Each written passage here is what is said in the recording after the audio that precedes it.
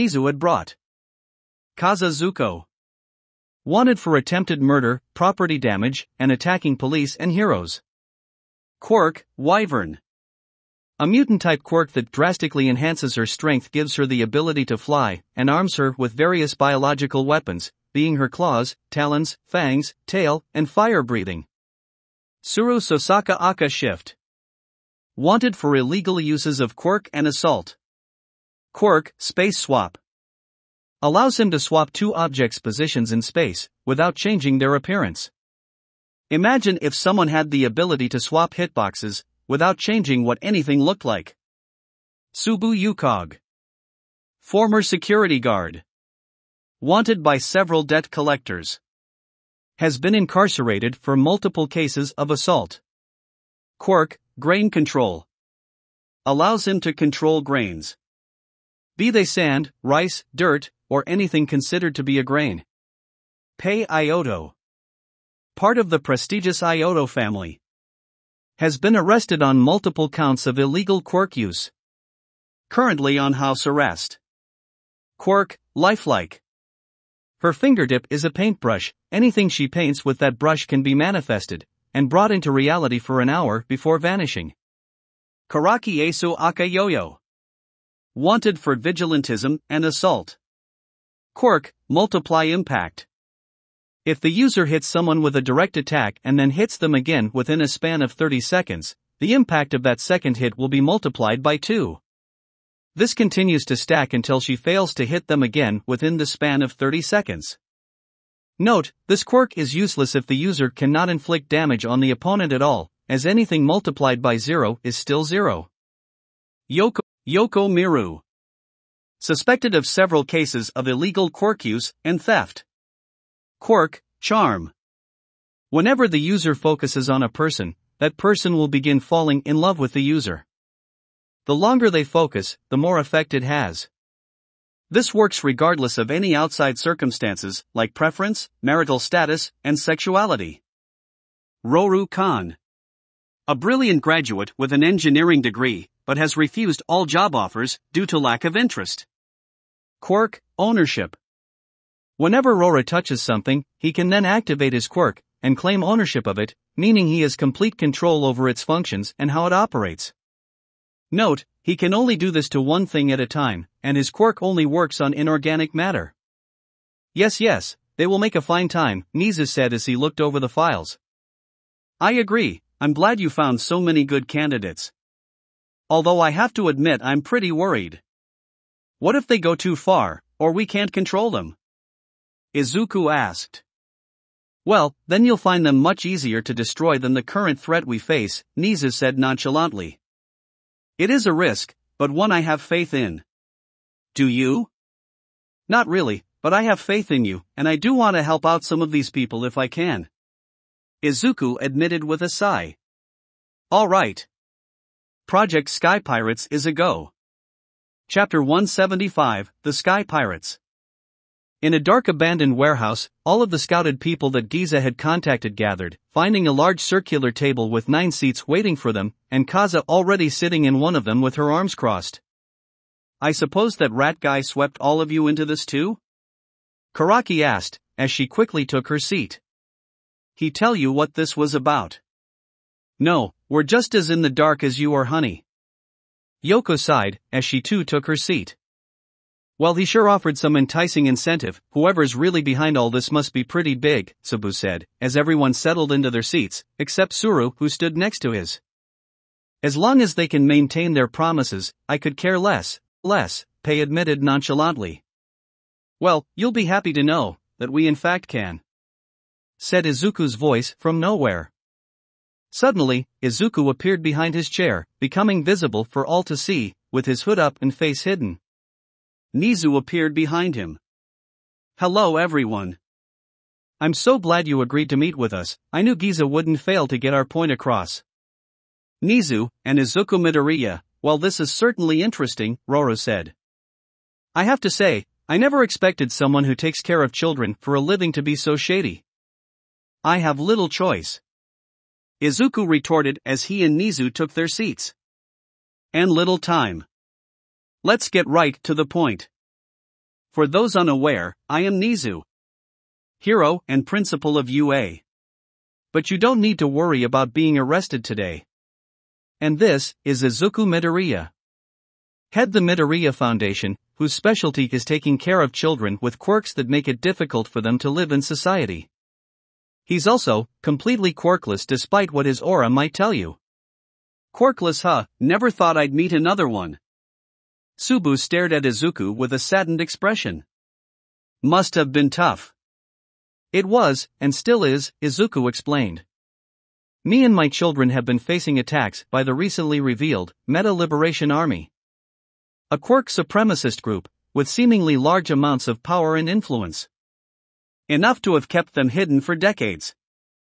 Kaza, Suru, and Subu suddenly all donned an angry, vengeful expression, with Kaza even growling slightly. As you can imagine, a group with a cult-like obsession with quirks doesn't take kindly to me gaining as much attention as I have. Izuku continued. And they've made it their mission to kill me. They've teamed up with two other powerful villainous organizations, that being the League of Villains and the Foot. I know the League of Villains, but what the hell is the Foot? Karaki asked. To briefly explain, the League of Villains is yet another secret villain organization. However, what people don't know is about their leader. Or at least who is most likely leading them. Nizu then pulled out a remote, and a holograph of said villain came out of the center of the table. All for One. All for One is the closest thing there is to an evil All Might, Izuku disclosed. He's existed for hundreds of years, thanks to his quirk, All for One, which allows him to steal and bestow quirks. Wait, what? Yoku stared at the image in disbelief. Wait. If he's this powerful and dangerous, then why have I never heard of him before? Karaki asked. Because he's a national secret. You're not supposed to have heard of him, Nizu explained. And he was thought to be dead up until recently when these started appearing. Another image appeared, this time showing Ruin, Hood, and Starro. No Mu. Man-made monsters, created from dead tissue, Izuku explained. Much of their nature is unknown, but what we do know is that they possess multiple quirks. Meaning that All for One likely played some part in their creation. Lastly, we have the Foot. A former part of the Yakuza, they disappeared for decades, gathering power, influence, and resources, all while staying in the shadows. They've been experimenting on animals and humans alike, with a mysterious substance called mutagen, which, as the name implies, mutates anything it comes into contact with. They don't have control over it yet, but one day, if they do figure out its secrets, they could gain the power of an army of powerful mutants, Nizu explained. Alright, we get it, they're all powerful. But what do you want us for? Karaki asked impatiently. Do you want us to kick their asses because I'm gonna need more than a yo-yo for that? To some degree, yes, Izuku said. After the most recent attack, we've decided that waiting on the heroes to deal with this by the books is simply taking too long. Too many people are getting hurt, and my children can't even go outside without fear of being attacked. So, we've decided that if the heroes can't deal with them quickly, maybe villains can. So in short, you want us to become our own villain group, and illegally attack the MLA, the LOV, and the Foot? Tsuru surmised. That is correct, Izuku confirmed. We can gain information on all of them quickly. The issue is that none of our methods are legal, hence can't be used by the heroes. But villains hardly need to have a legal reason to attack people for profit, do they? We want you to attack these groups, as well as any other villain group, based on the information given to you. Nizu continued. Of course, you'll need to make yourselves look like a legitimate villain group, as if the public found out about this, that would be rather disastrous. We expect you to steal any valuables these villains have. While we can't arrest or kill any of the villains, we can rob them of their income, which will not only majorly affect them but also divert their attention from Mr. Midoriya. Ms. Kaza, Mr. Tsubu, and Mr. Tsuru, I'm well aware that you two have some issues with quirk supremacists, Izuku said. Whether it is Ms. Kaza's mutant sister, Mr. Tsubu's quirkless daughter, and Mr. Tsuru's quirk equal rights activist parents, all of them have been targeted, attacked, and Mr. Tsuru's case, killed by quirkist. This your chance to really strike back at them, get some well-deserved revenge, and in Mr. Tsubu's case, some cash. The three of them all grit their teeth, and tightened their fist. Ms. Ioto, this will be your chance to use your quirk, to do the thing you've always wanted to do, Nizu added. To destroy, and to display your art for the world to see. Ms. Karaki, you can defeat villains, on an even grander scale. Izuku offered. And Ms. Miru, you can finally get the thrill you've been looking for. The same goes for you, Mr. Khan. Finally, you can have a job that excites you. The other four all looked excited at the prospect, enticed by the offer. Of course, this comes with risks. Ones you've likely figured out, but as villains, you'll be a bit harder to arrest. The government is on our side with this, and so long as you fulfill some of their requests, they'll make things much easier for you. Nizu explained. And as we've said, you also can't reveal a connection to any of us, under any circumstance. It's a high-risk, high-reward game. So the question is, who is willing to take that risk? Izuku asked, before leaving the room silent, ready to hear their decisions. I am in. Pei was the first to say. I've been willing to be arrested for my art before, this is no different. Except this will be far grander in scale. Mr. Midoriya, you have my cooperation. I am in too. Tsuru was next. If becoming a villain is what I have to do to avenge my parents and slice up quirkist bastards, then so be it. I could care less what society calls me. Ah, what the hell? Sounds like fun, consider me in. Karaki said while leaning back and putting her feet on the table. I don't really have any other options, and revenge is too good to pass up, Tsubu said with a sigh. I'm in. Well, seeing as you know who I am, what I've done, and where I live. And I don't trust you not to arrest me if I say no. I'm in. Yoku said. And it sounds like fun, so that's a bonus. This is certainly the most interesting job offer I've ever heard of. Alright, I'm on board. Roru said. Everyone looked at Kaza, the only person who'd yet to give an answer, as she looked down at the table with a dark expression. Crack! Kaza broke apart a piece of the table, crushing it in her claws while she bared her fangs. Damn it! I never fucking wanted this, I just wanted to live in peace for fuck's sake. But those damned bastards. Those damn quirkist bastards. They wouldn't just leave me the fuck alone. Fine. They want to make me the enemy, I'll fucking make them regret it. I'll make them pay. Kaza looked up at Izuku with eyes full of hot fury and steely determination. I'll be your damn villain. Just make sure the batards I'm hurting deserve it. Or I'm coming after you next. Izuku nodded. Very well. Thank you all for your cooperation. Now we can get into the finer details. Firstly, your group will now be known as the Sky Pirates. Everyone gave Izuku a confused look, but before anyone could say anything, Izuku pressed down on the remote, showing a massive hologram of a pirate ship. This is the Cloud Splitter, Izuku explained. A flying pirate ship that can fly at an altitude higher than any plane or hero could hope to reach. It's equipped with all the latest and most powerful technology the Midoriya Foundation labs could produce. The cannons fire streams of flames, about half as powerful as the hero Endeavor. Guns mounted on deck. And a force field that not only protects the ship from attack, but protects the people inside from high altitudes, and can cloak the ship indefinitely. There are several private rooms for each of you to use, as well as several common rooms used for entertainment. 2 bathrooms equipped with all your needs, and a hot tub. A cafeteria with all the cooking equipment you could want.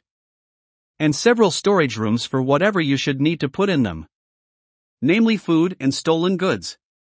Lastly, the ship has no need to ever land, nor will it run of fuel or power, so long as maintenance is done regularly. Wow, fucking sweet. Karaki looked up at the ship with starry eyes and a drooling mouth, with Suro looked at it with a similar expression.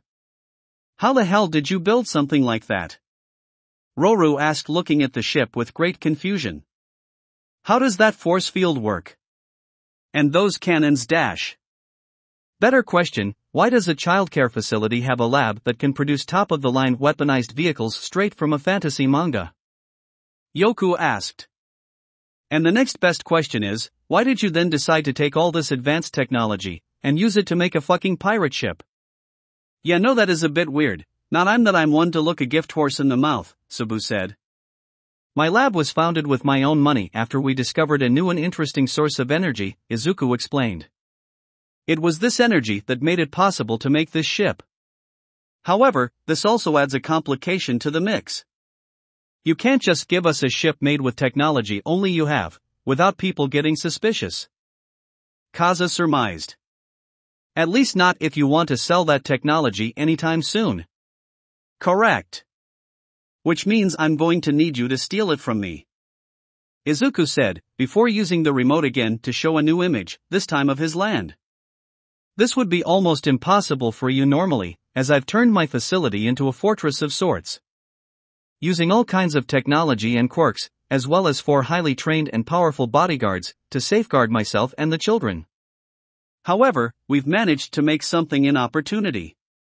In order to test both Mr. Midoriya's new security and my own students, we plan on having the students of Class 1A go through his security system and try to reach his abode, Nizu explained. This will keep most of the security distracted, as well as give an excuse for the scientist to not be in the lab, and for the children to be inside, but you will still need to do quite a bit on your own. Your main objective is the laboratory storing the ship, as well as other equipment, here. Izuku pressed a button and a big red dot appeared where the lab would be on the map. Along the way, you'll have to deal with a few things. Namely, the Grim. Izuku pressed another button, revealing a Beowulf. These are one of my son's creations, and they come in many shapes and sizes, with various different abilities, so be careful, and don't let your guard down. But more than any other, you have 2 Grim to worry about in particular. With another button press, the hologram displayed both a seer and the hound. The orb is called a seer. They possess little offensive capabilities, but their main strength is their connection and telecommunication properties. They have 360-degree vision and can communicate with other seers, which can then display sounds and images to others, namely the head of my security. If they're alerted to your presence, then not only will you have to face the full wrath of my security, but you'll also need to face Class 1A, which lowers your already low chance of succeeding. Izuku explained. So it's very important you avoid these at all costs. Fortunately, most of them will be focused in the area where 1A will be testing, so you should be able to avoid them easily. And then there's the hound. This you won't be able to avoid as one of them guards the lab. And since it can't see, it relies on sonar, so there is no way to sneak around it. Nizu explained. They're far more dangerous than most other Grim, as not only are they intelligent, but they have the ability to adapt to their opponents. Not only that, but their howls can call other Grim, so it's imperative to take it out as quickly as possible. Attacking their bodies is useless as they regenerate rapidly. In order to defeat them you must destroy the human brain located typically in their heads, Izuku explained. And before anyone asks, they are not alive and got the brains via quirks.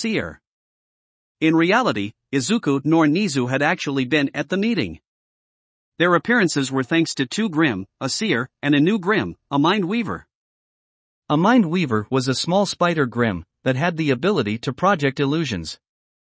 When combined with a seer, they could project a completely realistic illusion of whoever the seer was connected to, making it seem like they were there in the flesh. No turning back now, Izuku told himself. The only way is forward. That will be it for this part. I hope everyone enjoyed. If you did, please leave a like and comment if you want part 32. If you want to hear more from me, subscribe. I hope to see you all in the next one.